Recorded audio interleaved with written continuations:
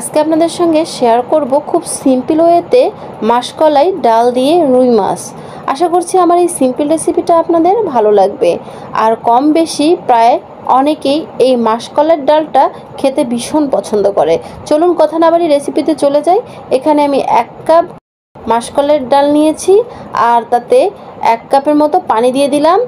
কিছুক্ষণের জন্য এটা ভিজিয়ে রাখবো। এই পর্যায়ে মাসকলাইয়ের ডালটা আমি খুব ভালোভাবে পানির সঙ্গে মিশিয়ে নিচ্ছি। আপনারা দেখতেই পাচ্ছেন অলরেডি আমার মেশানো হয়ে গিয়েছে।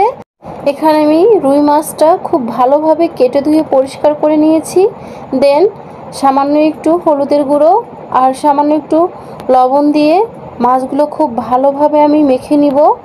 আপনারা দেখতে পাচ্ছেন মেখে নেওয়া হয়ে গেলে চুলায় একটি প্যান বসিয়ে পরিমাণ মতো তেল দিয়ে দিয়েছি আর একে একে মাছগুলো দিয়ে দিলাম। আর মাছগুলো আমি হালকা করে ভেজে নিব। আপনারা চাইলে মাছটা না ভেজেও কাঁচাতেই রান্না করতে পারেন, এতে কোনো সমস্যা নেই। আমার মনে হয় মাসকলাই ডালের মধ্যে মাছটা ভেজে দিলেই এর টেস্টটা ভালো লাগে। এই তো আমার মাছ ভাজা হয়ে গিয়েছে। দেন আমি উঠিয়ে নিয়েছি।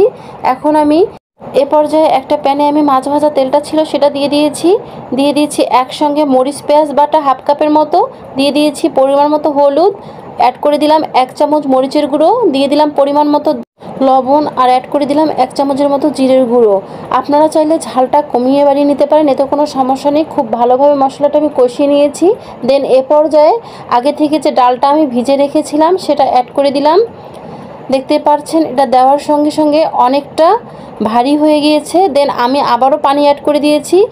যখন আমার ডালটা একটু গরম হয়ে আসছে এ পর্যায়ে আমি আগে থেকে যে মাছটা ভেজে রেখেছিলাম সেটা অ্যাড করে দিলাম, দিয়ে আবারও একটু ভালোভাবে নাড়িয়ে দিলাম। আপনারা দেখতে পাচ্ছেন এখন ঢাকনা আমি দিয়ে দিলাম। ফিরে আসছি 20 মিনিট পর। দেখতে পাচ্ছেন প্রায় আমার ডালটা হয়ে এসেছে। দেন আবার একটু আমি নাড়িয়ে দিচ্ছি।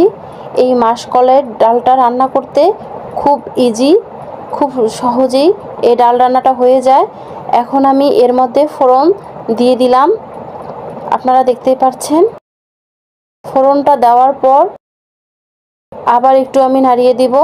এ পর্যায়ে মাসকলাইয়ের ডালটা আমার একদম রেডি। এখন আমি নামিয়ে পরিবেশন করে নিয়েছি। দেখতেই পাচ্ছেন কতটা লোভনীয় হয়েছে এই মাসকলাইয়ের ডালটা।